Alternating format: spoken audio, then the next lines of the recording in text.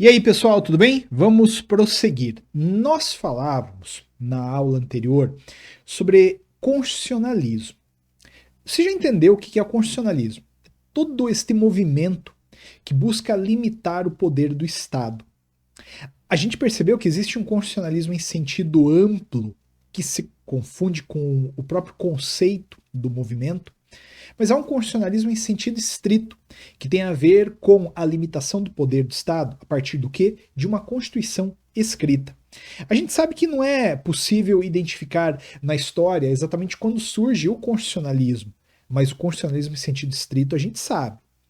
Após a gente ter fixado essas premissas, a gente começou a refletir a respeito da história desse constitucionalismo e especialmente desses movimentos que em maior ou menor intensidade contribuíram para que a gente chegasse hoje nesse modelo de constitucionalismo que nós temos, né? Ele tem ainda coisas a melhorar, mas já melhorou bastante. A partir da aula passada, você percebeu quantas conquistas sociais nós tivemos. Só que agora cuidado, até porque aqui vai ter questão do ENAD. Neoconstitucionalismo. O que é o neoconstitucionalismo? O neoconstitucionalismo, que também é chamado de constitucionalismo pós-moderno ou pós-positivismo, ele não busca apenas a limitação do poder, mas a efetiva concretização dos direitos fundamentais. Ele vai romper com o positivismo e vai aproximar o direito da moral e da ética, que, vamos partir de um pressuposto, foi em certo momento desconectado. A gente vai superar paradigma de legislador para paradigma da Constituição. Aí você fala, pô, não entendi nada. O que é isso aí? A tônica do constitucionalismo é limitar o poder do Estado. Só que não é só isso, entende? A gente não quer apenas um Estado que seja dotado de um poder limitado. A gente quer também um pouquinho mais. A gente quer realmente uma transformação da sociedade. Chegou num determinado momento em que a gente começou a olhar para a Constituição mais como um mecanismo de transformação da sociedade do que necessariamente de limitação do poder do Estado. Vamos partir desse raciocínio. Vamos olhar para a história constitucional brasileira. A história constitucional brasileira inicia em 1824, quando foi feita a primeira Constituição brasileira. Claro, Brasil, você sabe, foi descoberto em 1500, ele ficou por séculos sendo uma colônia de exploração, né? Só mandava para Portugal ouro e pau-brasil. Só que num determinado momento a Europa conheceu um cara chamado Napoleão, que deu um chega para lá na família portuguesa, que com medo, dividida entre apoiar Napoleão, apoiar a Inglaterra, picou a mula para o Brasil. Fugiram para o Brasil, se instalaram aqui. A família real veio para o Brasil em 1808. Nossa, os livros contando a história dessa viagem, incríveis os livros, né? Família real chegou aqui toda estragada, cara, porque eram 3 meses praticamente de caravela, de lá até aqui, né? Todo mundo com escorbuto, todo mundo podre, lábio podre, amarelo, todo mundo chegou careca, né? Raspava o cabelo, porque era uma infestação de piolho, de pulga no navio que você não imaginava. Mas enfim, vieram para cá e fizeram do Brasil uma extensão de Portugal. Acontece que, né, a coisa começou a evoluir, aí tinha um cara chamado Dom Pedro, eu adoro a história de Dom Pedro, maravilhosa a história de Dom Pedro, vi vários livros dele, adoro, realmente, um cara muito interessante. Ele começou a olhar para isso tudo e falar, não, a gente vai ter que fundar um país novo aqui. É outra história, né? Portugal fica lá do outro lado, aqui é o Brasil, né? Ele tinha um carinho especialmente pelo Brasil, né? Um carinho especial pelo Brasil. E aí ele acabou declarando a independência do Brasil. E sabe por que isso é importante? Porque agora, a gente vai fazer 200 anos da independência brasileira. Isso vai cair no ENAD. Pode ter certeza que vai cair no ENAD. 200 anos da independência brasileira. Foi no dia 7 de setembro de 1822. A gente está agora no ano de 2022, então é o bicentenário. Toma cuidado com isso aí. Né? E Dom Pedro I acabou criando, ele era liberal, né? É interessante, ele era um monarca liberal, um monarca que não gostava muito da interferência do Estado nas coisas. Ele acabou convocando uma Assembleia Constituinte para criar a primeira Constituição brasileira. Mas essa Assembleia Constituinte ela não era tão liberal quanto ele queria. Ele meteu o pé na Assembleia Constituinte, ele dissolveu a Assembleia Nacional Constituinte e ele, né, com o José Bonifácio, acabou escrevendo a Constituição Brasileira, a primeira, a de 1824, que era uma Constituição bem diferente da atual. Era uma Constituição, primeiro, de um sistema monárquico. Lá havia 4 poderes, não 3. Você lembra disso? Lá havia, além de um poder legislativo, além de um poder executivo, de um poder judiciário, existia um poder moderador, que, na verdade, quebrava toda a harmonia, toda a lógica da separação, da harmonia. Né? Lá tinha religião oficial, o catolicismo era uma religião oficial. Era bem diferente da nossa Constituição. Era uma Constituição que, assim, começa por aí, né? Ela falava em igualdade, mas ela admitia escravidão. Olha que loucura. Então era uma Constituição bem diferente. Mas, veja só, e você já vai entender por que eu estou falando disso tudo. Lembrando que eu estou falando de neoconstitucionalismo. Bem ou mal, aquela Constituição limitava o poder. Limitava, tinha coisa que o Estado não podia fazer. Né? Tinha algumas liberdades que o Estado tinha que assegurar. Essa Constituição de 1824, perceba o que eu vou te dizer, foi a Constituição que mais durou no Brasil, até hoje. Porque ela vai durar de 1824 até 1889, quando o Marechal Deodoro meteu o pé também e proclamou a República. Ele acabou conseguindo, né, a proclamação da República. Essa também é uma história muito curiosa, né? Os livros retratam assim, uau, né, proclamação da República como uma grande marcha. Meia dúzia de militar que foi lá no Dom Pedro II e falou: ó, meu amigo, embarca hoje, o teu navio vai sair daqui a pouco, vai, pega o que você tem e vai embora, porque a gente quer uma república no Brasil. Dom Pedro II foi embora, a República foi proclamada, tá?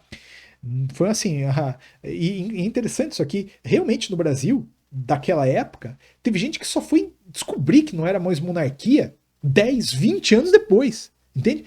Olha só, o cara vivia lá na roça, não sabia nada. Ele foi perceber depois, cadê o rei, né? O rei foi embora há 20 anos, meu amigo. Agora isso aqui se chama república. Pois bem, também conseguimos limitar o poder. É verdade, contudo, que em 1934 veio uma nova Constituição para substituir a segunda brasileira, que foi feita em 1891. Então não se perca. Veja só, estou fazendo aqui inclusive um apanhado da história constitucional brasileira. A primeira Constituição foi de 1824, a segunda foi de 1891. 2 anos após a proclamação da República, fizeram uma Constituição no Brasil. Essa de 1891 ela vai durar até 1934. Porque, veja, entre 1891 e 1934, não sei se você percebeu, né? Teve Primeira Guerra Mundial, teve recessão, teve quebra de bolsa de Nova York, teve gripe espanhola, tudo que a desgraça aconteceu nessa época. Né? E isso, obviamente, abalou pilares de sociedades inteiras. Né? E aí, aquele modelo constitucional que tínhamos já não servia para muita coisa mais. Fizeram a Constituição de 1934, que eu vou te falar. Pense numa Constituição, era um brinco. Era um brinco. Era toda redondinha, era bonitinha aquela Constituição. Só que não contavam com um cara que é muito controverso, chamado Getúlio Vargas.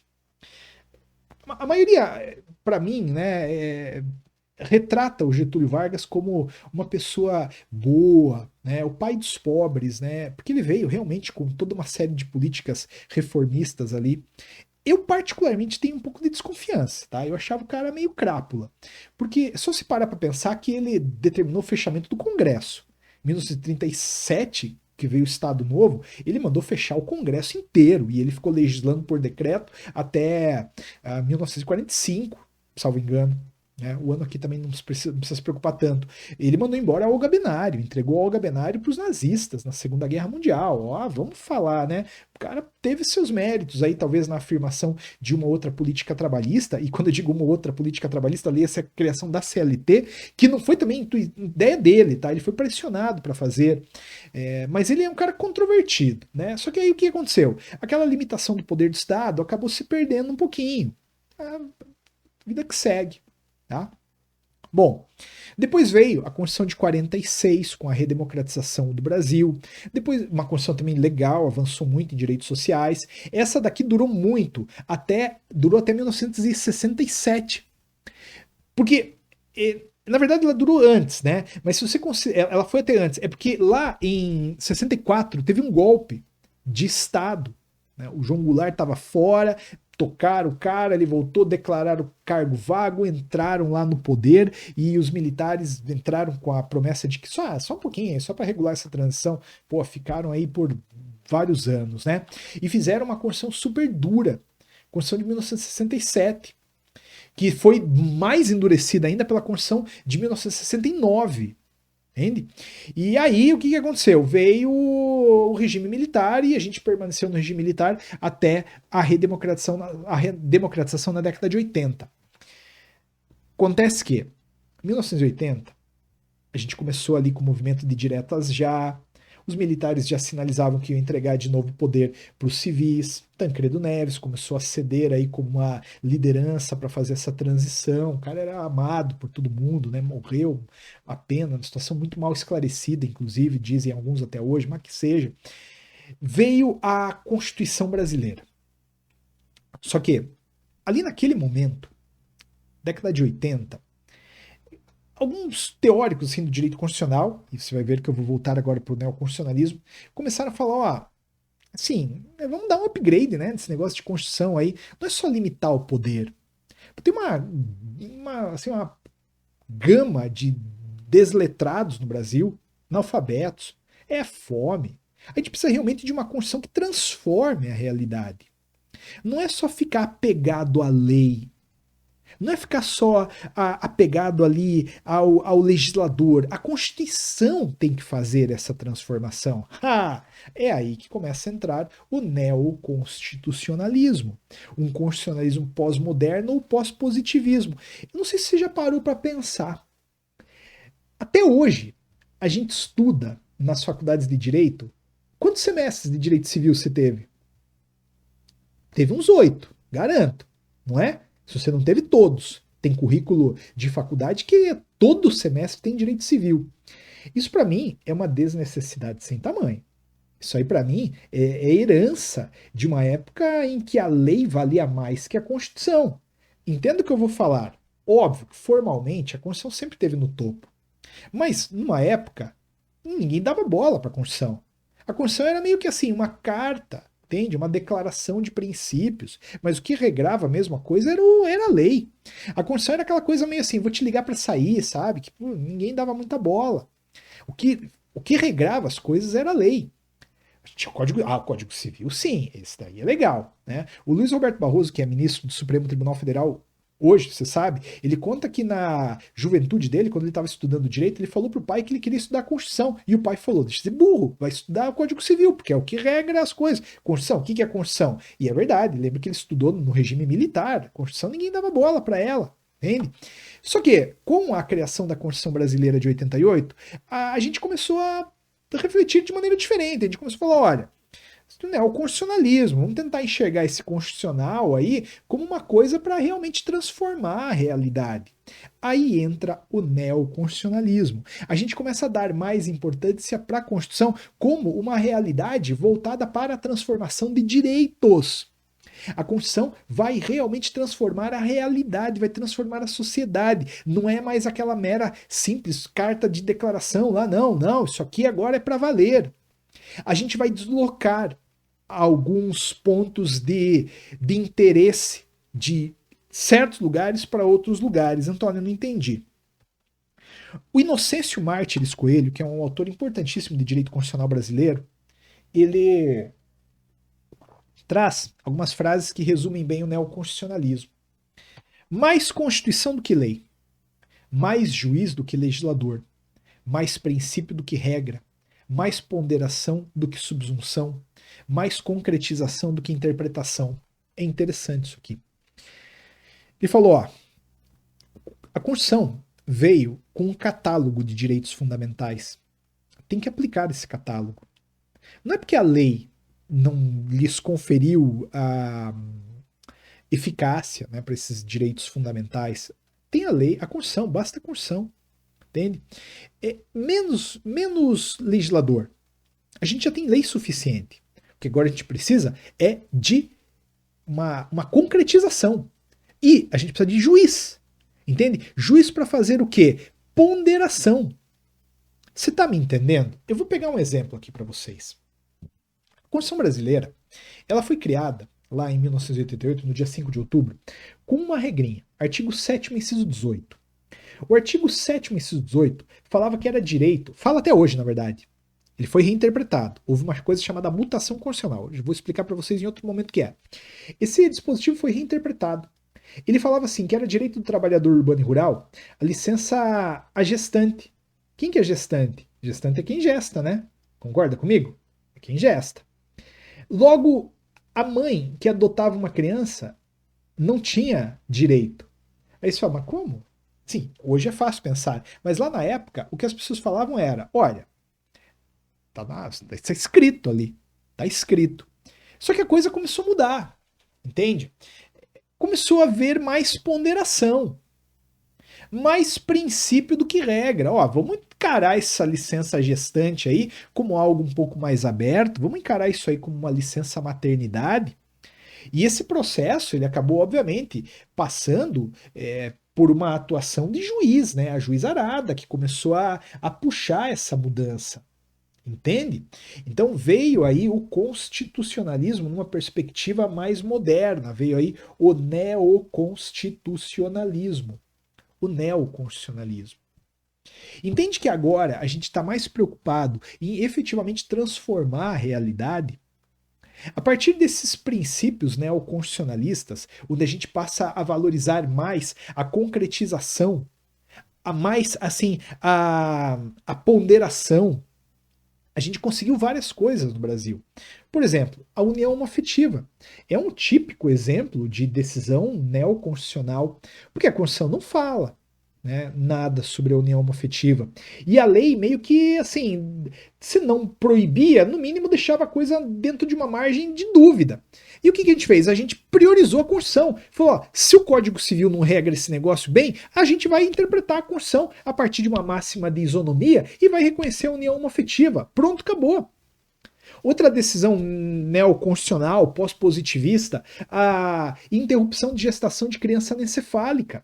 O Supremo Tribunal Federal decidiu, na arguição de descumprimento de preceito do preceito fundamental número 54, que a mãe que gesta uma criança anencefálica pode perfeitamente interromper essa gestação.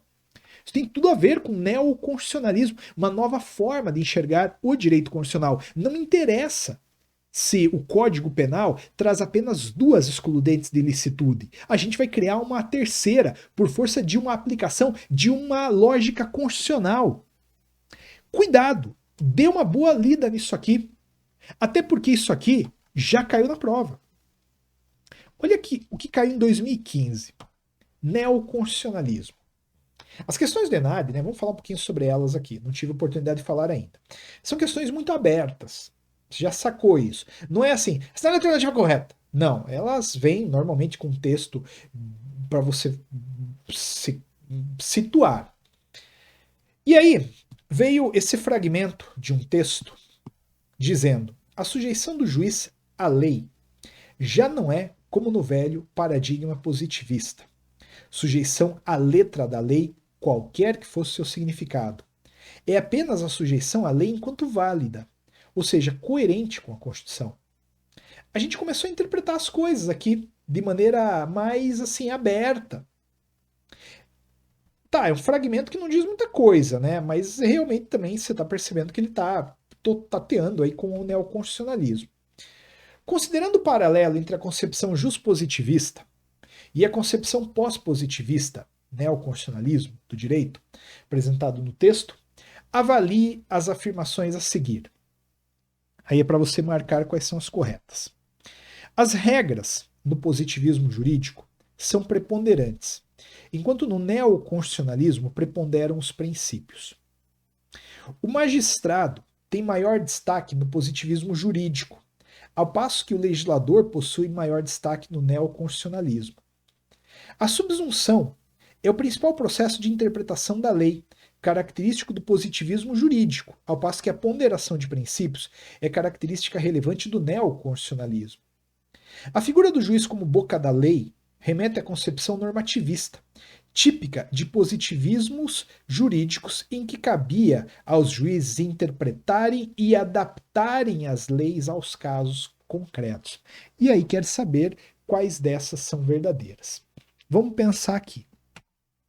Primeiramente, existe uma diferença entre regra, princípio, norma. Norma é gênero, do qual princípios e regras são espécies. A regra, ela é mais objetiva, ela regula a coisa mais fechadinha. É o texto de uma disposição do Código Civil, por exemplo, do Código de Processo Civil. Ali eu tenho uma regra, o prazo da apelação é 15 dias úteis, ponto, é uma regra. Não cabe muita interpretação ali. Não estou dizendo que não há que se fazer interpretação ali, óbvio. Ao ler aquilo ali, você já está interpretando. Dia útil, o que é, você já está fazendo 15, você já está interpretando. Agora, de outro lado, o princípio, ele é mais abstrato. O princípio, ele é dotado de uma abstração. Dignidade da pessoa humana. Uau, pera lá, o que é isso? Né? Vamos discutir um pouquinho? O Kant ficou obras e obras para discutir a dignidade da pessoa humana. Lá, no positivismo, era lei. Tinha um ditado: dura lex, sed lex. A lei é dura, mas é a lei. Se a lei não autoriza união homoafetiva, paciência de quem é homossexual, não vai casar. Obviamente, isso teve o seu momento, mas não é o momento vivenciado hoje, o momento neoconstitucionalista, pós-positivista, onde mais interessa princípio. Eu tinha falado isso para vocês. Não interessa se a lei deixou a coisa mal construída. A gente tem um princípio de igualdade que decorre da Constituição. Portanto, a primeira disposição aí é verdadeira. As regras do positivismo jurídico são preponderantes, enquanto no neoconstitucionalismo preponderam os princípios. Maravilha, isso mesmo. 2. O magistrado tem maior destaque no positivismo jurídico, ao passo que o legislador possui maior destaque no neoconstitucionalismo. Não. A gente chegou à conclusão que o magistrado, no papel de construir o direito, tem um papel maior, tem um espaço maior no neoconstitucionalismo. No positivismo, ainda é a lei. Ainda é a lei. Então, o 2 está errado. 3. A subsunção é o principal processo de interpretação da lei, característico do positivismo jurídico, ao passo que a ponderação de princípios é característica relevante do neoconstitucionalismo. Perfeito. A subsunção é adaptar o fato à norma. Entende? É você assim, ó, matar alguém. Penas, 6 a não sei quantos anos, é direito penal. Depois pergunto para o professor de direito penal. Entende? Isso é subsunção, adequar o fato à norma. Agora, no neoconstitucionalismo, a gente consegue ponderar as coisas. Poxa vida, né? A mulher está gestando uma criança anencefálica, a criança vai nascer morta. Ah, mas você tem lá o Código Penal dizendo que as hipóteses de aborto são só 2. Tá, eu sei, mas veja bem, você tem princípio de igualdade, de dignidade. Será que não faz sentido? Não, mas a lei fala. Não, eu sei que a lei fala. Entende? Você está ponderando. Isso é mais neoconstitucional. Você está deixando a lei para o plano mais infraconstitucional, onde realmente é o lugar dela, e está aplicando a lei válida só. Aquela lei que deixa margem para uma interpretação mais constitucional, poxa vida, vamos aplicar de acordo com a Constituição. Então o 3 está certo. A subsunção é o principal processo de interpretação da lei, característico do positivismo jurídico, ao passo que a ponderação de princípios é característica relevante do neoconstitucionalismo. Tá bom? Neoconstitucionalismo. Veja só, a figura do juiz como a boca da lei remete à concepção normativista típica de positivismo jurídico em que cabia a juiz interpretar e adaptar a lei ao caso concreto. Olha, essa frase é quase correta. Tá? Tem uma palavrinha aí que anulou. Lá, assim, o Montesquieu, que escreveu O Espírito das Leis, que sistematizou, vamos colocar dessa maneira, a teoria tripartite de separação de poderes, ele falava que ao juiz competia apenas declarar o que a lei dizia. Juiz, então, não ia adaptar a lei a caso concreto, juiz ia simplesmente fazer esse processo de subsunção e aplicar a lei, sem espaço. Ó, desculpa, a lei não autorizou o casamento de pessoas do mesmo sexo, então eu vou negar, entende? Então, isso aí de baixo está errado, pelo fato de adaptar a lei a caso concreto. Não vai adaptar a lei a caso concreto, vai aplicar a lei ao caso concreto, sem nenhum tipo de margem. Então, dentre as alternativas aí, a verdadeira é a A, porque estava correto apenas 1 e 3, gabarito A. Cuidado com esse negócio, pessoal. Essa parte de constitucionalismo, neoconstitucionalismo, que é muito importante. A gente conversou sobre várias coisas que tem tudo para cair na prova. Dá uma boa olhada nisso, tá legal? Vai por mim, isso aqui tem altíssima chance de cair. Certo? Próxima aula, vamos continuar com mais coisas, hein? Por enquanto é só isso. Obrigado, grande abraço, até lá.